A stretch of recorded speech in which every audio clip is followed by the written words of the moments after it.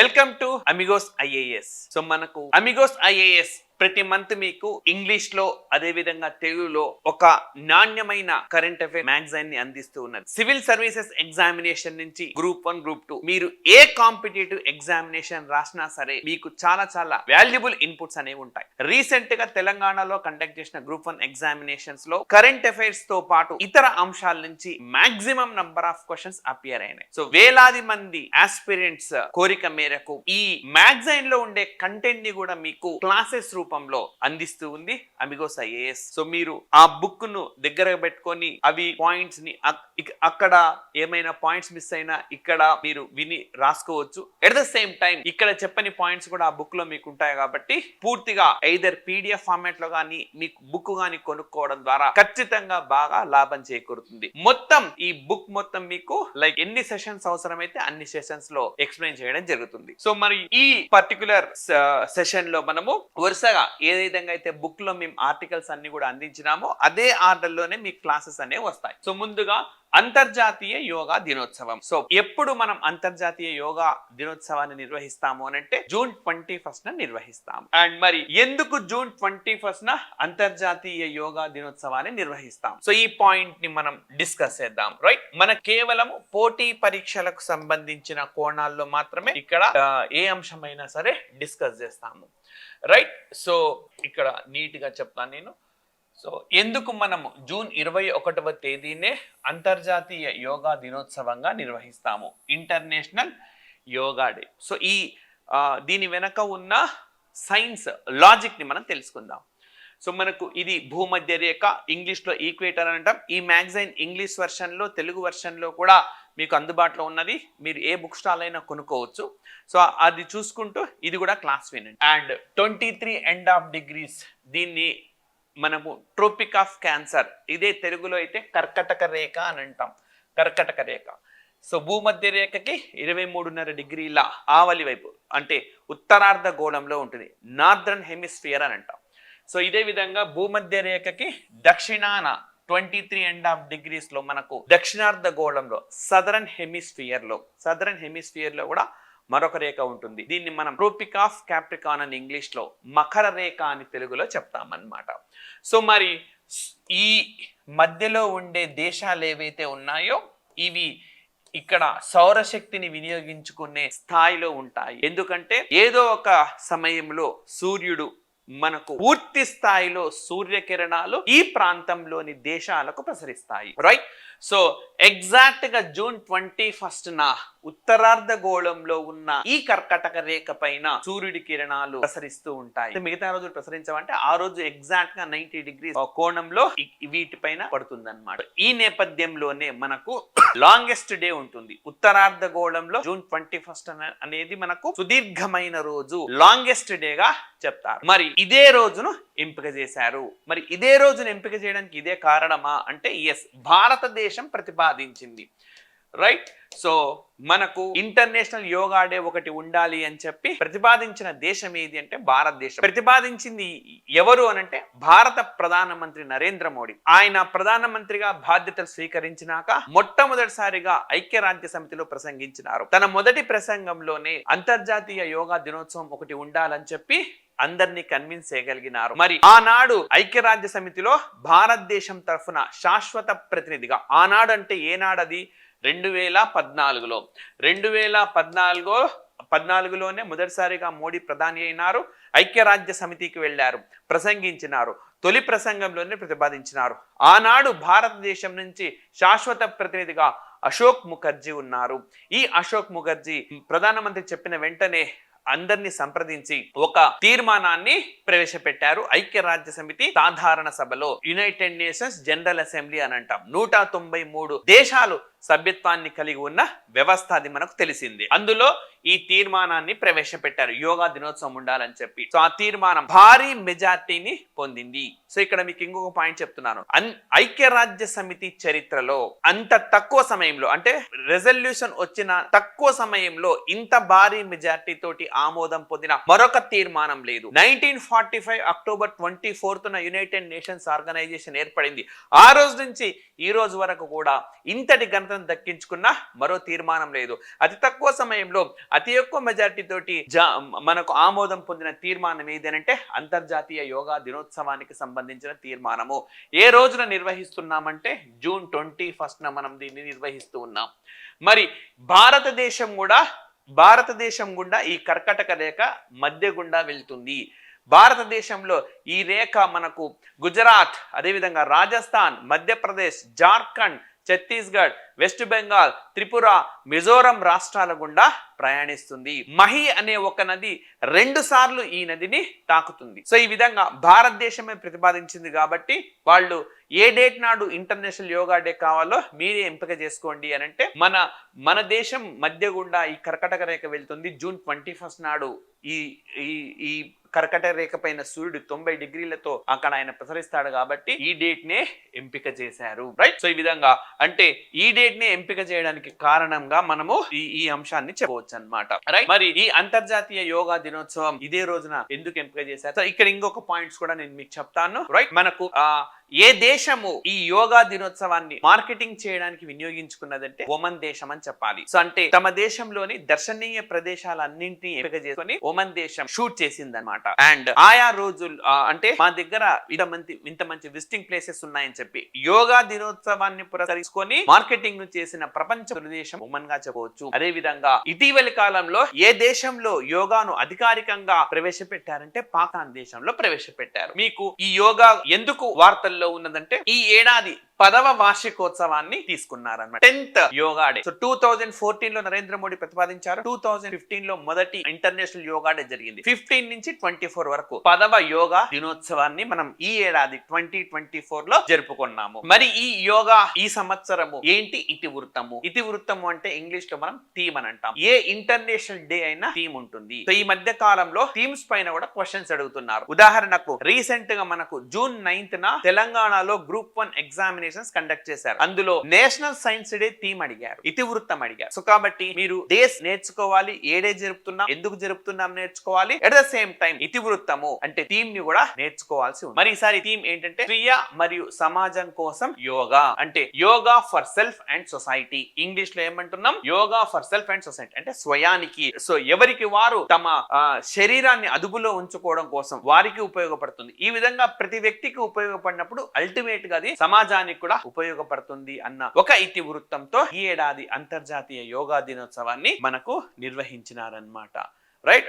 So మరి ఇట్లా ఈ డేస్ కు సంబంధించి మనం పూర్తి వివరాలు అనేవి ఇచ్చినారు. ఇది మీరు చదువుకోవచ్చు. మనం పిన్ పాయింటెడ్ గా ఎగ్జాక్ట్ గా ఇందులో కవర్ కాని పాయింట్స్ అన్ని కూడా నేను మీకు ఎక్స్ప్లెయిన్ చేస్తాను. అదే విధంగా ఈ యోగా అనేది మనకు ఇంటాంజిబుల్ కల్చరల్ హెరిటేజ్ లిస్ట్ లో ఉన్నది. ఇంటాంజిబుల్ కల్చరల్ హెరిటేజ్ లిస్ట్ అని అంటే మనకు వర్ణనాతీత అంశాల జాబితా అని అర్థం. వర్ణనాతీత అంశాల జాబితా అంటే వర్ణించేందుకు వీలుండదు, వర్ణించే మన వర్ణనకు అతీతంగా ఉంటుంది అని చెప్పడం అన్నమాట. అంత గొప్పది ఈ యోగా అని చెప్పి. నిజానికి భారతదేశం నుంచి ఈ వర్ణనాతీత అంశాల జాబితాలో 15 ఉన్నాయి. ఇందులో యోగా కూడా చాలా ఉన్నాయి. ఇందులో మన భారతదేశం నుంచి ఇప్పుడే చెప్పినట్టు నేను 15 ఉన్నాయి. రీసెంట్ గా అంటే మనకి 2023 చివరన 2024 లో మనకు ఈ రైట్ గర్బా డాన్స్ అని చెప్పి గుజరాత్ రాష్ట్రానికి సంబంధించిన చేర్చినారు. అంతకు ముందు దుర్గా పూజ కూడా ఉన్నది. అంతకు ముందు యోగా రైట్ చాలా ఉన్నాయన్నమాట. మనకు రామ్ లీలా అని చెప్పి వేదిక్ చాంటింగ్ అని వేద మంత్రోచ్చారణ, అదే విధంగా రామ్ లీలా కేరళలో కుటియట్టం, అదే విధంగా మనకు సిక్కిం గరవాల్ మౌంటైన్స్ లో కనిపించే రమ్మన్ అనే ఒక నృత్యం, అదే విధంగా మనకు ముడియెట్టు అనేది, అదే విధంగా కాల్ బెలియా, అదే విధంగా రాజస్థాన్ లోని చావ్ డాన్స్, అదే విధంగా మనకు లడాక్ ప్రాంతంలో కనిపించే బౌద్ధ మత చాంటింగ్, అదే విధంగా మనకు మణిపూర్ లో కనిపించే సంకీర్తన, పంజాబ్ లో కనిపించే మెటల్ బ్రాస్. సో అది ఈ విధంగా చాలా అంశాలు, మనకు 15 అంశాలు ఉన్నాయి ఇప్పటిదాకా. అందులో యోగా కూడా ఒకటి. నవరోజ్ ఫెస్టివల్, భారతదేశంలో పార్సీ మతస్థులు నిర్వహించే నవరోజ్ వేడుక కూడా ఇందులో ఉంటుంది. ఇందులో మనకు యోగా కూడా ఉన్నది. సో అందుకే ఈ అంతర్జాతీయ యోగా దినోత్సవాన్ని మన దేశంలో పెద్ద ఎత్తున నిర్వహిస్తారు. మనకి క్వశ్చన్స్ ఎట్లా రావచ్చు? యోగాకు సంబంధించి కింది వానిలో సరైనవేవి, సరికానివేవి అని అడుగుతాడు. రైట్. భారతదేశం ప్రతిపాదించింది. యుఎన్ఓ చరిత్రలో అతి తక్కువ సమయంలో అతి ఎక్కువ మెజారిటీ తోటి ఆమోదం పొందింది. నాటి భారతదేశం తరఫున శాశ్వత ప్రతినిధిగా అశోక్ ముఖర్జీ ఉన్నారు. అదేవిధంగా కర్కాటక రేఖ గుండా 90 డిగ్రీల సమయంలో జూన్ 21న ఉత్తరార్ధ గోళంలో సూర్యుడు ప్రసరిస్తాడు. ఇస్తాడు కాబట్టి ఈ రోజుని ఎంపిక చేశారు. ఈ రేఖ భారతదేశంలో 8 రాష్ట్రాల గుండా పోతుంది. మహీనది 2 సార్లు ఈ రేఖను తాకుతుంది. ఇట్లాంటి పాయింట్స్ అన్ని కూడా ఒమన్ దేశము, పాకిస్తాన్ దేశం, ఇవన్నీ కూడా మీరు గుర్తుపెట్టుకోండి. రైట్. సో చాలా అంశాలు ఇక్కడ లోతుగా యోగా గురించిన సమగ్రమైన సమాచారాన్ని మనకి ఇందులో అందించినారు కాబట్టి దాన్ని కూడా మీరు ఉపయోగించుకోండి. రైట్. ఐక్యరాజ్య సమితిలో 2015 నుంచి మొట్టమొదటిసారిగా దీన్ని నిర్వహిస్తున్నారు. ఓకే. సో మరి చూడండి, సింధు సరస్వతి లోయ నాగరికత మూలాలు దీనికి ఉంటాయన్నమాట. 2700 సంవత్సరాలు సింధు సరస్వతి లోయ నాగరికత శాశ్వత సాంస్కృతిక వారసత్వంగా యోగా వర్ధిల్లి. అప్పటి నుంచి మనకు ఓకే యోగా భంగిమలో యోగా ఆకృతులతో ఎన్నో సీల్స్ అంటే ముద్రికలు గాని అవన్నీ కూడా మనకు ఆనవాళ్లు లభించినాయి. మరి పతాంజలి ద్వారా ప్రామాణికతను సంతరించుకున్నది. సో వేద పూర్వ యుగంలో యోగాను అభ్యసింపటికి మహర్షి పతాంజలి క్రీస్తు శకం 400 ప్రాంతంలో యోగా సూత్రాల ద్వారా ఆయన ఒక గ్రంథాన్ని తీసుకొని ఉన్నారు. రైట్. సో మరి ఈ మధ్య కాలంలో గత 2-3 సంవత్సరాలలో తీరు అడుగుతున్నారు. ఇంతకు ముందు నేను చెప్పిన జూన్ 9వ తేదీ మన గ్రూప్ 1 జరిగింది తెలంగాణలో. అక్కడ నేషనల్ సైన్స్ డే థీమ్ ఇచ్చారు. 2 థీమ్స్ ఇచ్చారు. 2023 థీమ్, 2024 థీమ్. సో అవి తెలిసిన వాళ్ళు మాత్రం ఆస్పిరెంట్స్ చేయగలరు. కాబట్టి ఇక్కడ ఆస్పిరెంట్ నేను చెప్పేది ఏంటంటే మరి 2015 కాకున్నప్పటికీ ఇప్పుడు 2024 ఆల్రెడీ చూసినాం. Yoga for self and society, స్వయానికి అదే విధంగా సమాజానికి యోగా. 23 కూడా గుర్తుపెట్టుకోండి, యోగా ఫర్ వసుదైక కుటుంబం. సో అంటే ఈ ప్రపంచమే ఒక కుటుంబం లాంటిది అని చెప్పి ఇది ఉపనిషత్తుల నుంచి స్వీకరించింది ఈ కొటేషన్. సో మీ అందరికీ గుర్తుంటే 2022 డిసెంబర్ 1వ తేదీన భారతదేశం G20కి బాధ్యత స్వీకరించింది. 1 సంవత్సరం పాటు G20కి భారత్ నేతృత్వం వహించింది. ఈ G20 కూడా వసుదైక కుటుంబం అన్న ఒక ఇతివృత్తాన్ని భారత్ ఎంపిక చేస్తుంది. సో ఆ నేపథ్యంలోనే యోగా కూడా ఆ ఏడాది యోగా ఫర్ వసుదైవ కుటుంబం అంటే ఈ ప్రపంచమే ఒక కుటుంబం అనే ఒక భావనను, అంతా ఒకటే అన్న భావనను ప్రస్ఫుటించేలా గత ఏడాది మనకున్నది. రైట్. సో ఈ విధంగా మనకు ఓకే ఇంటర్నేషనల్ యోగా డే గురించి కంప్లీట్ ఆర్టికల్ మీకు ఈ మ్యాగజైన్ లో చక్కగా ఇవ్వడం జరిగింది. అండ్ నెక్స్ట్ మనం మరొక ఓకే కవర్ స్టోరీకి వెళ్తే గాన ఐసెట్ అంటే ఇది ఎంట్రన్స్ ఎగ్జామినేషన్ కాదు, క్రిటికల్ అండ్ ఎమర్జింగ్ టెక్నాలజీ దీనికి సంబంధించి. సో హై టెక్నాలజీలో భారత్ అమెరికాలు పరస్పరం సహకారాన్ని పెంపొందించుకోవడం కోసం ఒప్పందాన్ని కుదురుకున్నాయి అన్నమాట. సో చాలా మనకు ముఖ్యమైనది. సో ఇప్పుడు తెలంగాణలో group examination జరగబోతున్నది. Of course Andhra Pradesh లో కూడా ఉంది. కాకపోతే ఆంధ్రప్రదేశ్ లో మన క్వాలిటీ ఎకానమీ అవే ఉన్నాయి, ఇంటర్నేషనల్ రిలేషన్స్ అంటూ ఏం లేవు. కానీ తెలంగాణలో జరగబోయే గ్రూప్ ఎగ్జామినేషన్స్ కావచ్చు, గ్రూప్ ఎగ్జామినేషన్ కావచ్చు, ఇందులో మనకు అంతర్జాతీయ సంబంధాలు కరెంట్ అఫైర్స్ లో పేపర్ 1 లో అంతర్జాతీయ సంబంధాలు ఉన్నాయి. మనకు అడగవచ్చు క్రిటికల్ అండ్ ఎమర్జింగ్ టెక్నాలజీకి సంబంధించి ఏ 2 దేశాల మధ్య చర్చలు జరిగినాయంటే భారత్ అమెరికాల మధ్య, లేదా భారత్ ఏ దేశంతో చర్చించింది అంటే అమెరికా దేశంతో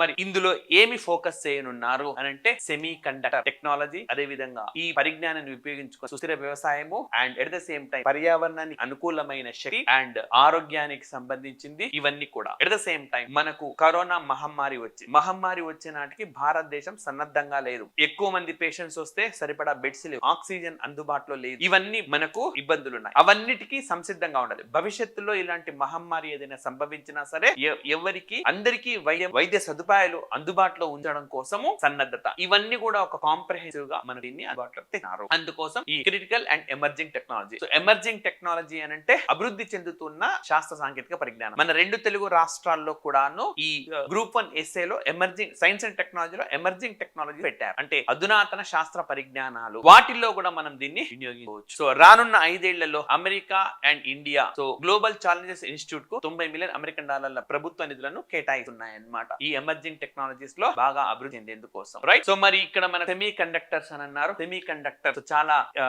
కీలకమైన శాస్త్ర పరిశోధన అంశంగా మనం చెప్పవచ్చు. ఇప్పటికే తైవాన్ దేశంతో, జపాన్ దేశంతో, దక్షిణ కొరియా దేశంతో అమెరికా C4 అనే ఒక వ్యవస్థను ఏర్పాటు చేసి అదేవిధంగా భారతదేశంలోనూ ఈ వ్యవస్థను తీసుకురానున్నారు. ఇక్కడ మీకు ఇంకొక పాయింట్ చెప్తున్నాను. మనకు ఈ మోడీ నేతృత్వంలోని క్యాబినెట్ 3 సెమీ కండక్టర్ ఫ్యాక్టరీలను భారతదేశంలో ఏర్పాటు చేయడానికి ఇప్పటికే తీర్మానం కూడా చేసి 2 గుజరాత్ లో వస్తున్నాయి, మరొకటి అస్సోంలో. ఈ పాయింట్స్ వచ్చినప్పుడు అది కూడా మనం చదువుకోవాలి. ఓకే. సో మరి స్పేస్ టెక్నాలజీ పార్ట్నర్షిప్ అన్ని చెప్తున్నాను కదా. అధునాతన శాస్త్ర పరిజ్ఞానం ఒకటంటూ లేదు.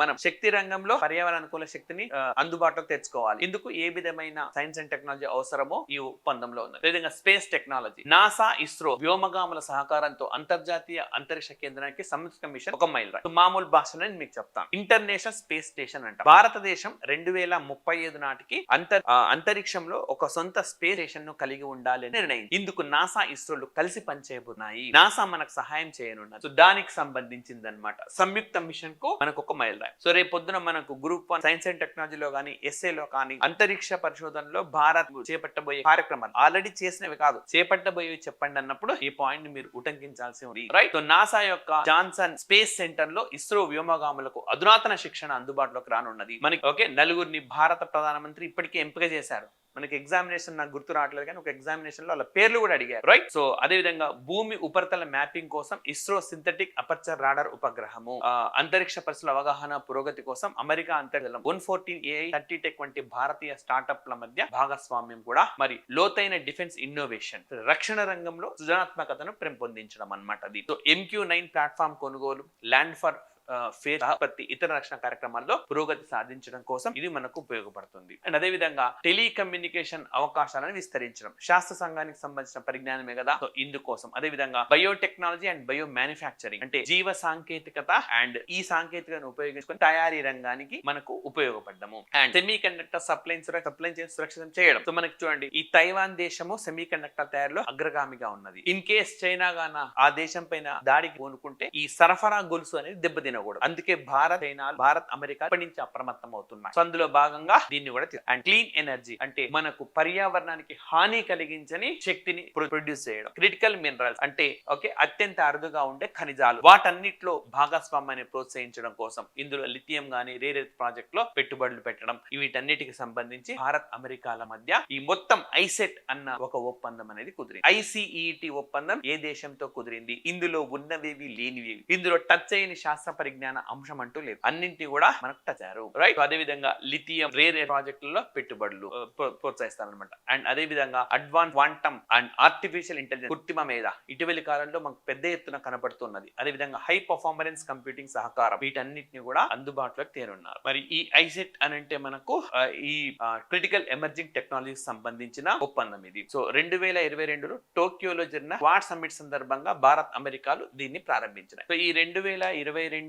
టోక్యోలో క్వాడ్ జరిగింది. మరి క్వాడ్ అంటే ఏంటి? సో భారత్, అమెరికా, జపాన్, దక్షిణ కొరియా, ఈ భారత్, అమెరికా, జపాన్, ఆస్ట్రేలియా, ఈ 4 దేశాలు కలిసి ఏర్పాటు చేసింది క్వాడ్. ఆసియా పసిఫిక్ ప్రాంతాల్లో చైనాను సమర్థంగా ఎదుర్కొనేందుకు ఈ క్వాడ్ అనే కూటమి మనకు తీసుకొని వచ్చినారు. రైట్. అయితే ఇటీవలి